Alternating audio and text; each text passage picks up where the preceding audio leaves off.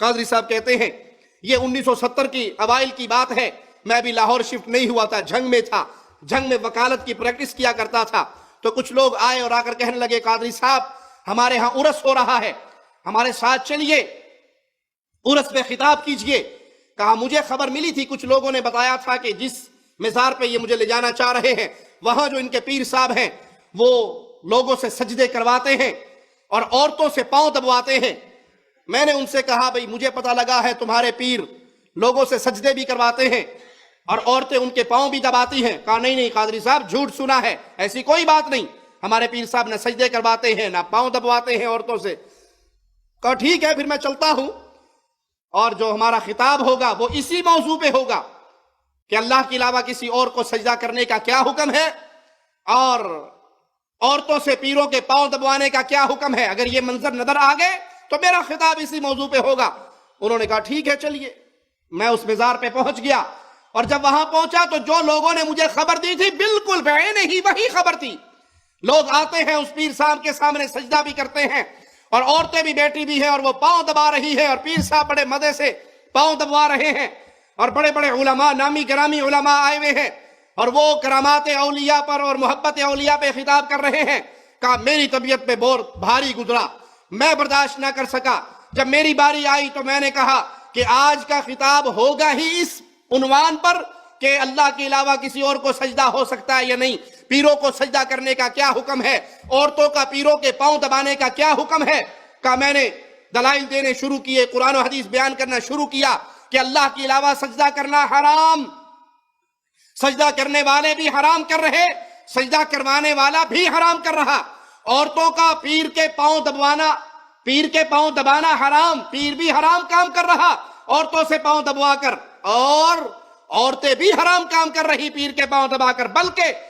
اس پیر کی بیعت کرنا بھی حرام ہے۔ میں نے یہ کلمہ حق وہاں پہ بیان کیا، 5-7 منٹ کی گفتگو ہوئی تو فوراً وہ پیر صاحب آپے سے باہر ہو گئے اور کھڑے ہو گئے اور کہنے لگے پکڑو اس کو، یہ وہابی آ گیا ہے، اس کو پکڑو، یہ وہابی آ گیا ہے۔ کہا یہ ہماری سنیت ہے اور یہ ہماری دعوت ہے کہ حق کوئی بات کی جائے تو اسے وہابی کہہ دیا جاتا ہے۔ بڑی مدت پہلے کی بات ہے، میں نے واقعہ سنایا تھا آپ کو شاید کبھی، ایک عرس پر مجھے دعوت دی گئی، ابھی میں لاہور منتقل نہیں ہوا تھا، یہ 70 کے اوائل کی بات ہے، پتہ نہیں، ہاں یہ ہے غالباً 1975 کی بات، 1974-75 کے لگ بھگ کی بات ہے، 75 کی کوئی عرس ہوا تو وہ میرے پاس آئے خطاب کے لیے دعوت دینے۔ میں اس زمانے پریکٹس کرتا تھا، وکالت کرتا تھا، 2-1 سال 2.5 سال جب پریکٹس کی جنگ میں وکالت کی، تو عرس تھا، خطاب کے لیے آئے تو میں نے کہا ابھی میں نے سنا ہے کہ آپ کے پیر صاحب سجدہ کرواتے اور عورتوں سے اپنی ٹانگیں پاؤں بھی دبواتے، تو میں تو نہیں جانا چاہتا، معذرت خواہ۔ انہوں نے کہا جی آپ نے غلط سنا، کسی نے جھوٹ بولا، ایسی بات نہیں ہے، ایسی بات کسی نے غلط بیانی کی ہے۔ میں نے کہا پھر تو بڑا اچھا ہے، بس اتنا طے کر لیتے ہیں، اگر کوئی ایسی بات نہیں ہے تو بہت ہی اچھا ہو گیا، اور اگر میں جاتا ہوں اور ایسا ہوا تو میں اسی موضوع پر خطاب کروں گا آپ کے پیر صاحب کے سامنے کہ عورتوں سے دبوانا کیسا ہے شریعت میں پیر کا اور سجدے کروانے کا حکم کیا ہے، پھر موضوع یہی ہوگا۔ انہوں نے کہا ٹھیک ہے جی بالکل۔ میں چلا گیا، میرے ساتھ کچھ اور آدمی بھی تھے، جا کے بیٹھے تو جو سنا تھا وہ درست پایا۔ اب اور علماء بھی آئے ہوئے تھے، علماء معروف بچے اپنے زمانے کے خطیب تھے، ان میں کئی فوت ہو گئے، اکا دکا کوئی زندہ بھی ہے، بڑے بڑے نامور خطیب تھے۔ میرے سامنے کی بات ہے، وہ خطاب کرتے رہے، عورتیں ان کے ٹانگیں دباتی رہی، ان کے پاؤں دباتے رہے، لوگ آنے والے دور 15 فٹ دور سے سیدھا دھڑام سجدے میں گرتے رہے، سیدھا سجدہ کرتے رہے، پاؤں دباتے رہے۔ کوئی چومنے چامنے والا کوئی مغالطہ نہیں، ہمیں تو نہیں مغالطہ لگ سکتا۔ تو سجدے بھی ہوتے رہے اور عورتوں سے پاؤں بھی دبتے رہے، اور وہ جو خطبہ اور علماء تھے وہ کرامات اولیاء پر خطاب کرتے رہے اور اس کو کتب بناتے رہے اور غوث بناتے رہے اور ولی بناتے رہے، اور یا کی شان بیان اور تاکہ اور دب دب کے سجدے کریں۔ سچ بات ہے کہ مجھ سے تو بیٹھا نہ گیا، اب میں اس حال میں چھوڑ کے بھی نہیں جانا چاہتا تھا کہ چھوڑ کے چلا جاؤں، یہ بھی اچھی بات نہیں، میں کہنا چاہتا تھا حق بات۔ تو میں نے چٹ دی کہ مجھے ذرا جلدی ہے تو میرا خطاب جلدی کروا لیں، حیثیت دے دی، وہ خوش ہو گیا، چلو ٹھیک ہے جی، تو نے میرا خطاب پہلے اعلان کر دیا، نعرے لگوائے میرے خوب، اور خطاب کا اعلان ہو گیا۔ میں نے کہا میرے خطاب کا موضوع یہ ہے کہ پیر کو سجدہ کرنے کا حکم کیا ہے اور عورتوں سے پاؤں دبوانے کا حکم کیا ہے، یہ خطاب کرنا۔ وہ سنتے ان کی آنکھیں پھٹ گئی، دیکھنے لگی کہ یہ کیا کرنا چاہتے ہیں۔ 1-2 منٹ انہوں نے مجھے سنا، 1-2 منٹ سنا، اور میں نے بھی کہا کہ یہ وار سارا 5-7 منٹ سے اوپر بات چلنی کوئی نہیں، 5-7 منٹ کے اندر میدان جنگ بن جانا ہے یہ، تو جو کہنا ہے کہہ لو، یعنی وہ کام کیا مفتی صاحب والا۔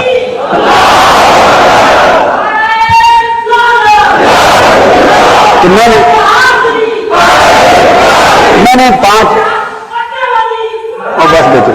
نے 5-7 منٹ میں لب لباب دونوں باتوں کا نچوڑ ان کے سامنے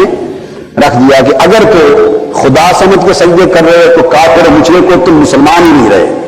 کلمہ دوبارہ پڑھو، اور نہ یہ پیر مسلمان بچا ہے، یہ بیٹھا ہے سامنے، اور نہ تم مسلمان رہو،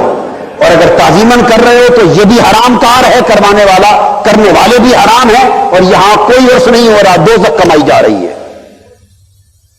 اور جو عورتیں پاؤں دبا رہی ہیں ان کا دبانا بھی حرام، اس شخص کا دبوانا حرام، ایسے پیر سے بیعت کرنا حرام ہے۔ بھائی 5-7 منٹ میں نے سارا نچوڑ دے دیا، اس کے بعد قرآن و حدیث بھی بتا دیا۔ اب اس سے زیادہ تقریر اور کیا ہونی تھی، چند چیزیں بتا دی تو پیر کھڑا ہو گیا، اس نے کہا او پکڑو وہابی آ گیا۔ بھائی یہ ہمارا مسلک رہا، یہ سنیت ہے، وہابی آ گیا۔ پیر نے کہا اٹھو پکڑو وہابی آ گیا، مجھے کہنے کہ وہابی آ گیا۔ ہم کہتے ہیں قربان جائیں قادری صاحب، کاش آپ اپنی اس گفتگو پہ باقی رہتے، کاش اس عقیدے پہ باقی رہتے۔ جب وہ جوانی کا دور تھا نا، جب آپ کو پیر صاحب پہ غصہ آیا کہ اس کو سجدے کیوں ہو رہے ہیں، زبان حال سے کہا جائے اینو سجدے کیوں ہون رہے ہیں، مینو کیوں نہیں کرتا کوئی، وہ جوانی کا دور تھا۔ جب آپ پیر فقیری کی عمر میں پہنچے تو ہماری آنکھوں کے سامنے ہے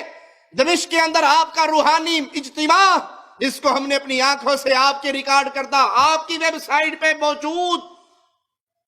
ویڈیو سے ڈاؤن لوڈ کیا اور دیکھا اور سنا۔ آپ بیٹھے ہوئے ہیں دمشق کے اندر اور آپ کے ارد گرد آپ کے مرید ہیں، وہ پاؤں کے اندر آدھی آدھی پنڈلیوں تک گھنگرو باندھ کے آتے ہیں، آپ کے سامنے رقص کرتے ہیں، قوالی گا رہا ہے، اور وہ آ کر آپ کے قدموں میں 1 بائی 1 سجدہ کرتے ہیں۔ وہ پیر صاحب کو سجدہ کروانے کی وجہ سے قادری صاحب نے کہا اگر تم مریدو اس کو خدا سمجھ کے سجدہ کر رہے تھے تو تم بھی کافر اور مشرک ہوگے، اور یہ بھی کافر اور مشرک ہو گیا۔ اگر تم تعظیماً سجدہ کر رہے تھے تو تعظیماً سجدہ کرنا بھی پیر کو حرام ہے، پیر بھی حرام کاری کروا رہا ہے، مرید بھی حرام کاری کر رہے ہیں۔ لیکن جب خود پیر بنے، یہ وہ دور تھا جب پیر نہیں تھے، جب شیخ الاسلام کا لقب نہیں ملا تھا، لیکن جب خود پیر بنے تو پھر کیفیت کیا ہوئی؟ دمشق کے اندر محفل لگی ہوئی، قوالی چل رہی، اور قادری صاحب کے قدموں میں آ کے سجدے کرنے والے سجدے کر رہے۔ ایک سجدہ کرنے والا آتا ہے، لمبا سجدہ کرتا ہے، قادری صاحب اس کی کمر پہ ہاتھ پھیرتے ہیں جیسے زبان حال سے شاباش دے رہے ہوں، پتر پیارو چنگے کام کر رہے ہیں، بڑا سواد آ رہا ہے، ہاتھ پھیرتے ہیں۔ پھر 2 آدمی آ کے اس کو پکڑ کے بازوؤں سے اٹھاتے ہیں، وہ تھوڑا سا اپنے قدموں پہ اٹھتا ہے اور اس کے اوپر مزید قادری صاحب کی محبت بڑھتی ہے، اور وہ ان سے ہاتھ چھڑوا کر پھر اس کے قدموں میں سجدے کے لیے گر جاتا ہے، جس کی ٹوپی میں گر جاتی ہے۔ قادری صاحب اٹھتے ہیں، خود اسے اٹھاتے ہیں، سینے سے لگاتے ہیں، ٹوپی ٹھیک کرتے ہیں، تسلی اور دلاسا دیتے ہیں، اور وہ اس کے قدموں میں سجدہ ریز ہو کر رو رہا ہے، زارو قطار رو رہا ہے۔ قادری صاحب آپ کے فتوے کی روشنی میں اگر اس نے آپ کو الہ سمجھ کے سجدہ کیا تو آپ بھی طاغوت بنے، یہ بھی کافر ہوا، اور اگر تعظیماً سجدہ کیا، یہ فتویٰ اہل حدیث کا فتویٰ نہیں، آپ کا فتویٰ ہے۔ اہل حدیث کے فتوے تو بعد میں ہم دیں گے، ابھی تو آپ کا اپنا فتویٰ آپ کے اوپر لگ رہا ہے کہ اگر تعظیماً سجدہ کیا تب بھی اس نے حرام کیا اور آپ نے حرام کروایا۔ کل تک جو حرام تھا وہ آج حلال کیسے ہو گیا؟ کل تک جو حرام کاری کر رہے تھے مرید، آج آپ کے مریدوں نے جب وہ کرنی شروع کی تو وہ حلال کاری کیسے ہو گئی؟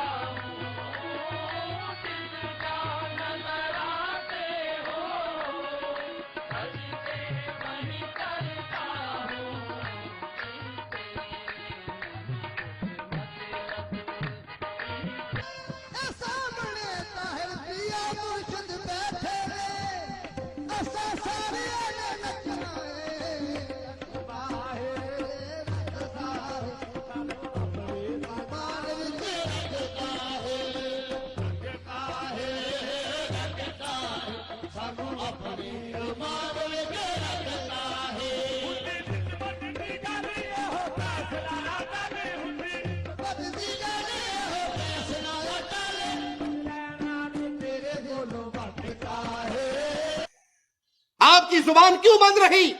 وہاں پہ زبان کیوں نہ کھلی؟ وہاں پہ یہ ارشاد کیوں نہ فرمایا؟ یہ توحید کا بیان جو بقول آپ نے اس عرس پہ کیا تھا کہ پیروں کو اگر خدا سمجھ کے سجدہ کرو گے تو تم کافر و مشرک ہو جاؤ گے، تعظیماً سجدہ کرو گے تب بھی حرام کاری کرو گے، آپ کی زبان کو تالے کیوں لگ گئے؟ وہی بیان جو 1970 کے اوائل میں کیا تھا دمشق کے اس روحانی سفر میں کیوں نہیں کیا، جو حقیقت میں روحانی سفر نہیں شیطانی سفر تھا، جس کے اندر آپ نے اپنے آپ کو طاغوت کے طور پہ پیش کیا اور لوگوں نے آپ کے قدموں میں سجدہ کیا۔